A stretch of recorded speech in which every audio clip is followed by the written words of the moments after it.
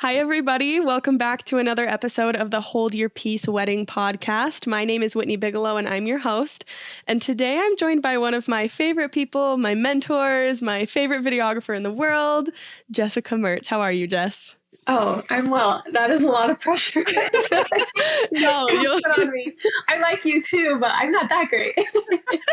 You're so cute. No, I'm so excited that Jess is here today. She is a wedding and elopement videographer. Well, I guess I'll let her introduce herself, but I wanted to have her on because, like I said, she's been one of my mentors. I attended a workshop that she co-hosted with Lisa Take. I actually don't know how to say her name. A few years ago, or was that just last year? It feels like a lifetime ago, but it was last year. Wow. Anyway. Look how much you've grown since then. I know. All thanks to you, our queen. But yeah, I wanted to have her on because she is just a wealth of wisdom about elopement specifically is what we're going to chat about today. And she's going to give her, share her experiences with filming those and some advice for those of you who might be interested in that option for your wedding. So Jess, tell us about yourself. Who are you? What do you do? All the things. Of course. So I'm Jess. I'm the owner of Honey Fox Films, and I'm an intimate wedding and elopement filmmaker based in the DC area. I'm also a co-host of Faded Jeans Collective, which Whitney already mentioned, and it's how I know her, but we host, creative retreats for artists in our industry. And I'm a wife and a cat mom. Amazing. Probably the most important things about me. Your cat content is always just on point. Nothing else, just go follow her for that. So cute. Awesome. So you film, you said intimate weddings and elopements. How did you kind of niche down into that area? What drew you to kind of those smaller celebrations? That's a great question. So the first true elopement that I think I filmed was about 2 years ago. It was a natural progression of what I was already doing as a traveling wedding videographer and where I wanted to go. And after attending an educational workshop, I had a desire to work with smaller weddings. I felt like that's where I thrive. That's where I could best serve my couples. Because I was drawn to the intentionality and personality that came with elopements and smaller wedding days. And coincidentally, the shift happened in my business around 2020 when COVID became a big thing, and a lot of couples were looking at alternative wedding plans due to the social and health climate, right?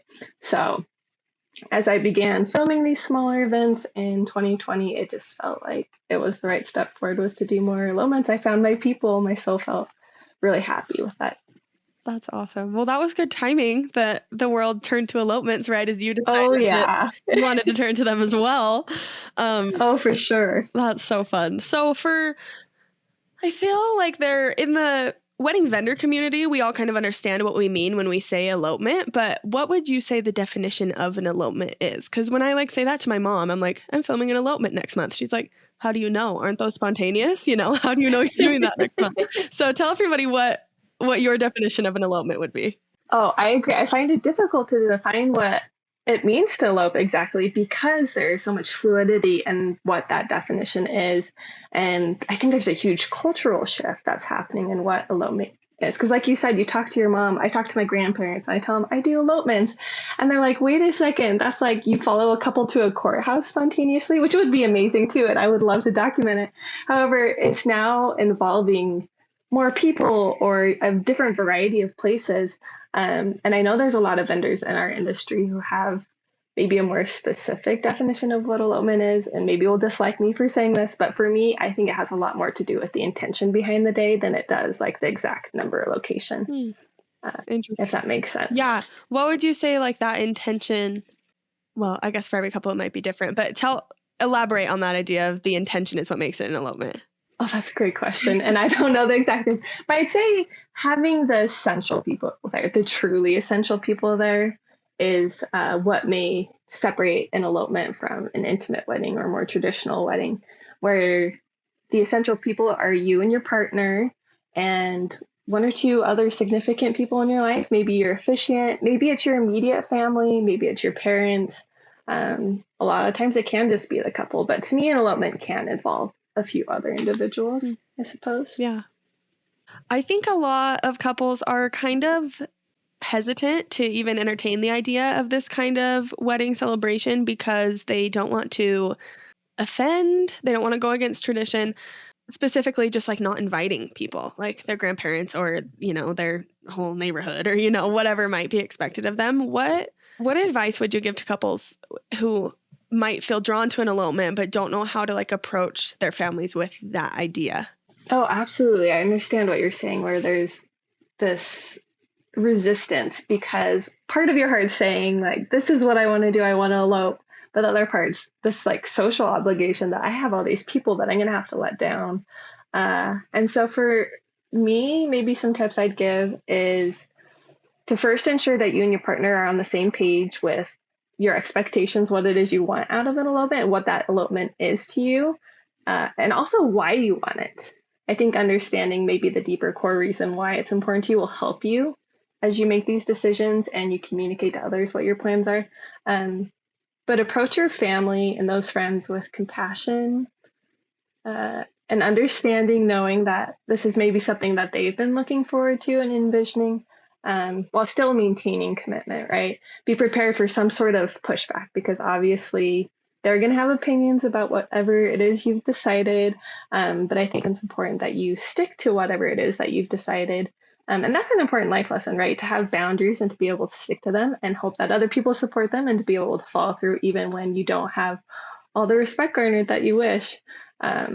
So that's maybe my thought on that. But it is difficult, and I don't feel qualified to answer it exactly because I know every family's different. Some families, luckily, are super supportive and are like, go ahead. That means we don't have to pay for anything. Like, show us your like amazing photos and videos, obviously, later. Right.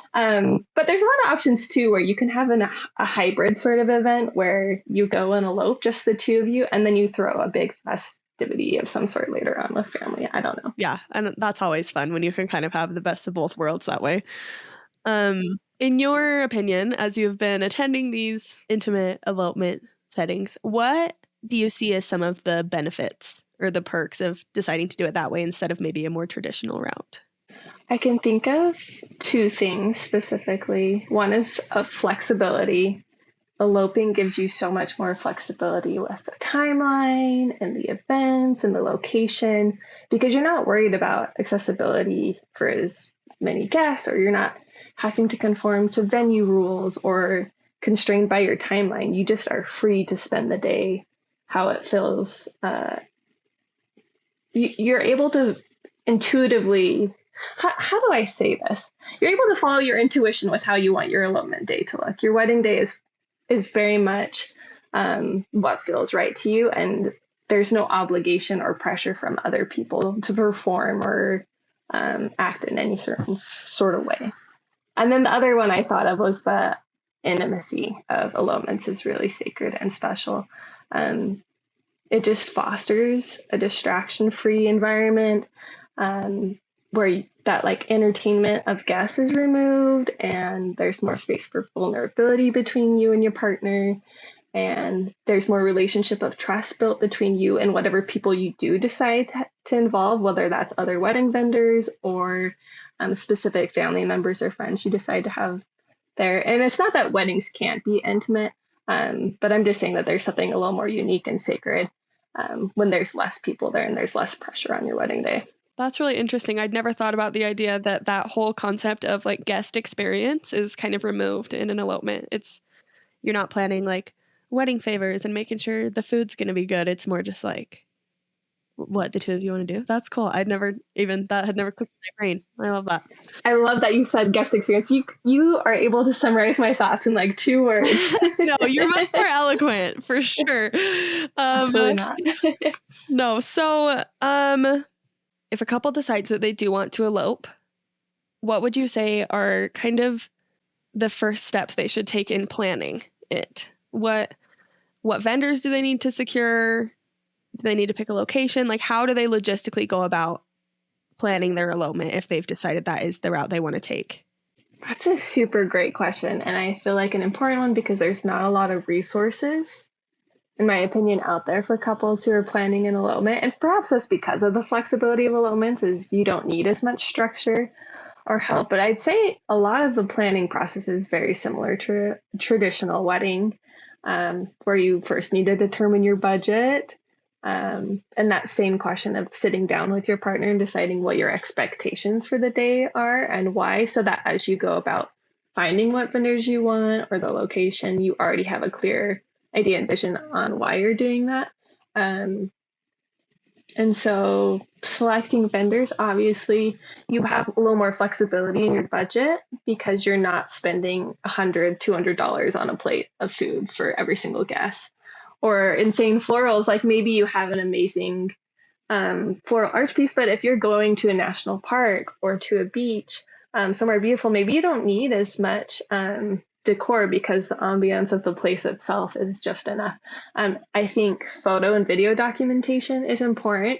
And I'm not just saying that because I'm involved in this industry. I really think that every vendor has its value and its place.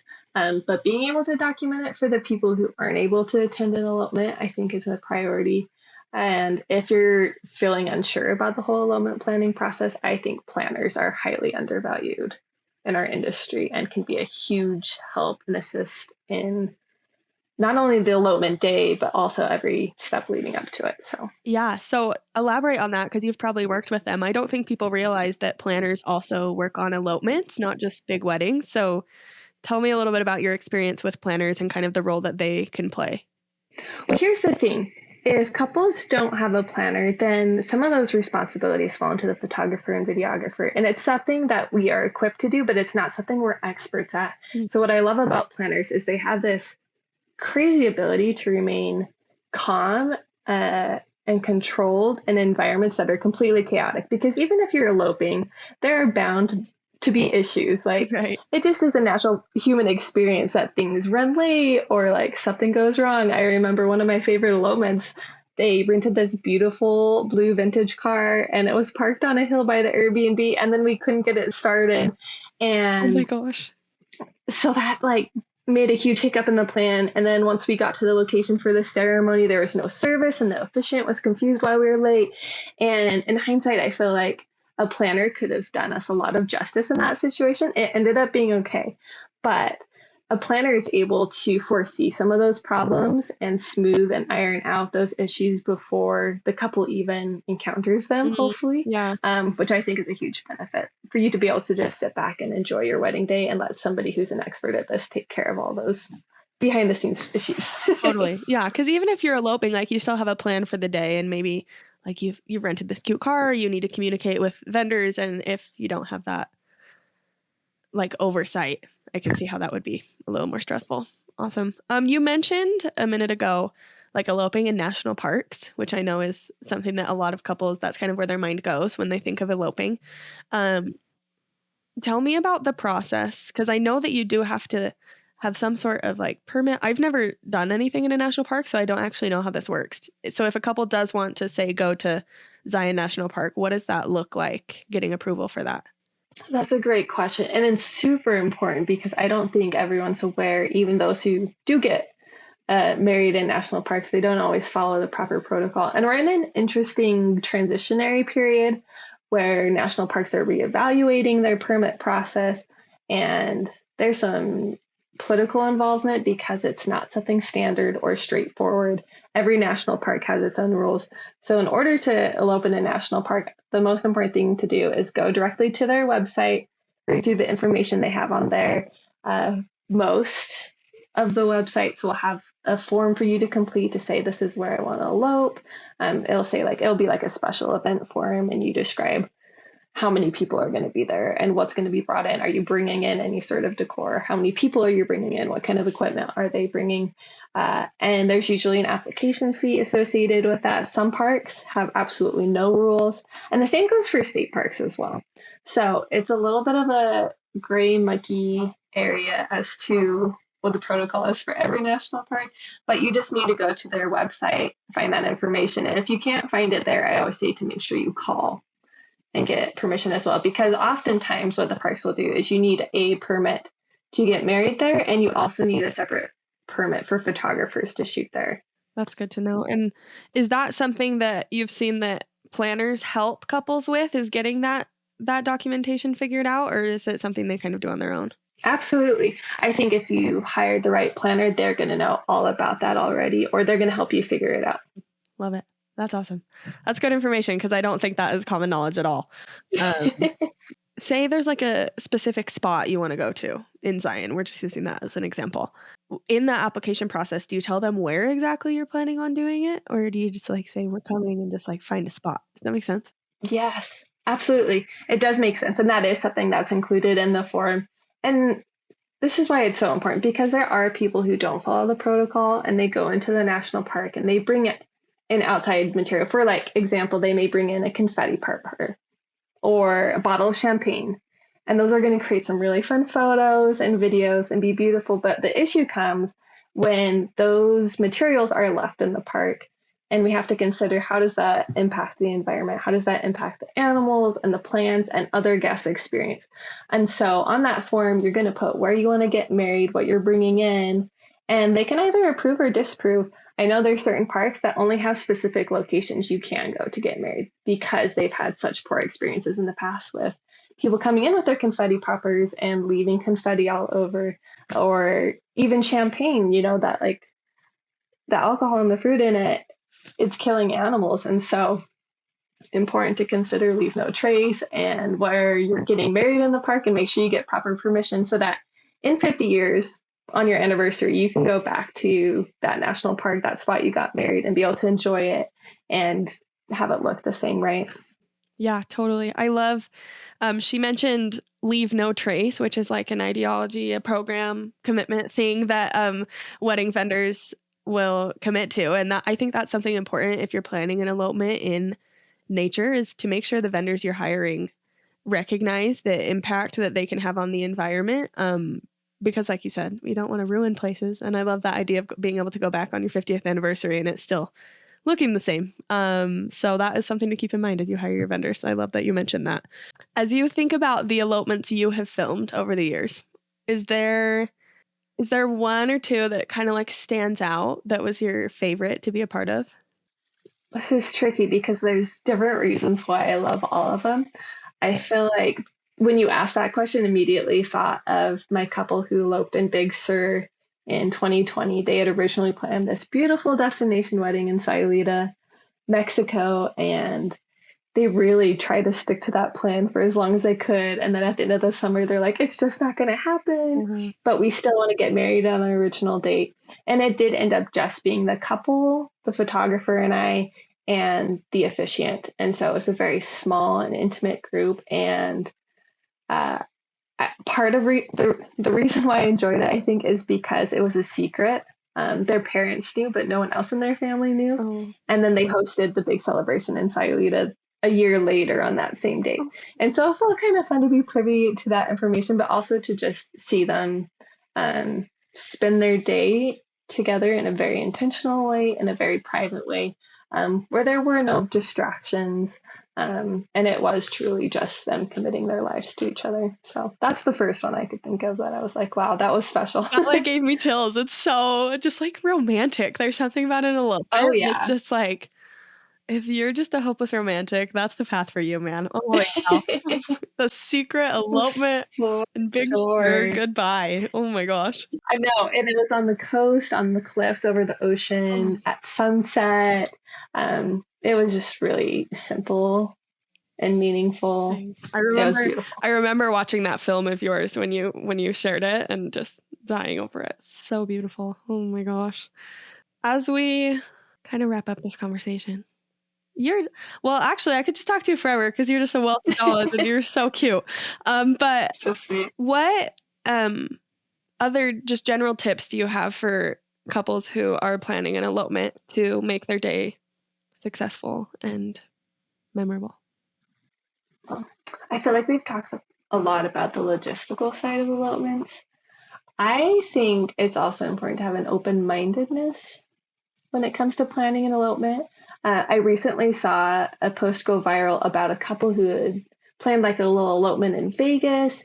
And then there's some weird flight delays, and they ended up getting married on the plane. I don't know if you saw that, No, are you serious? but it was this cute couple. They're like, oh my gosh, let's get married on this plane. And the flight attendants were like, they made like a little veil, and somebody on the plane passed around like a pad of paper, and it was their guest book.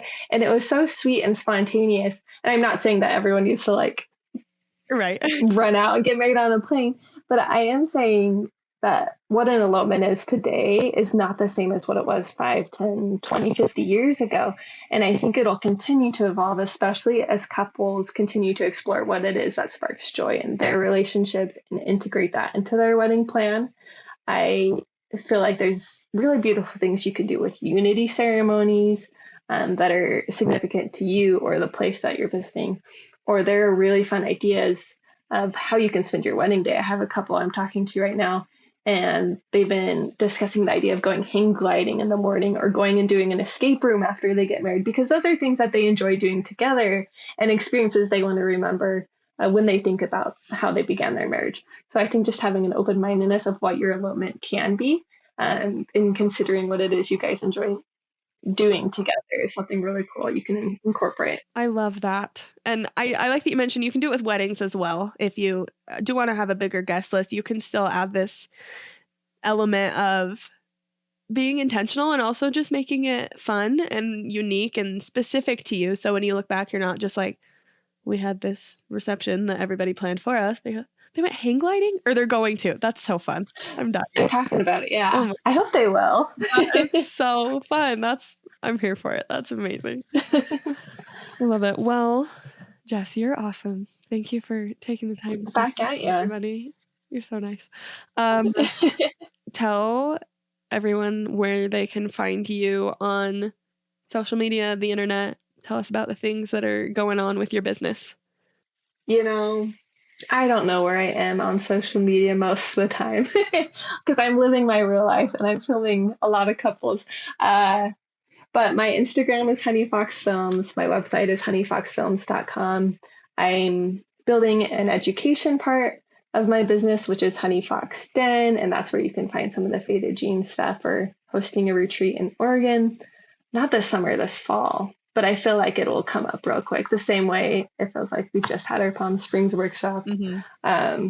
So yeah. Awesome.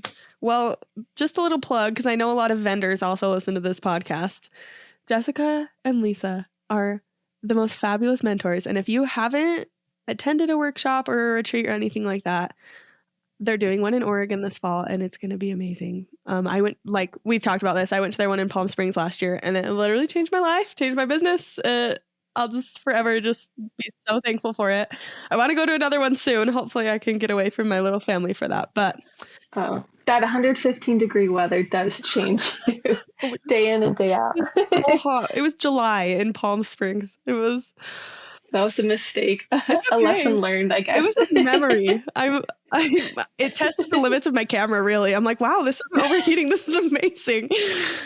So that was Oh no, it was such a joy to be with you for that little weekend, that little period of time, and just to see the growth that you've experienced and the confidence you've gained. I feel like it was always there, and just like watching all the changes you've made and the person you're becoming, I'm just so proud of you. And I look up to you and I'm like, dang, I want to film weddings like her and be able to educate my clients the way you do. So what you're doing is awesome. Okay, well, we're just going to go cry now. That was so sweet. You are a sweetheart, and I love and appreciate you so much. So everybody go follow Jess. Not only is her videography work just like the most stunning thing you'll ever lay your eyeballs on, she's just a fun person. So go follow her.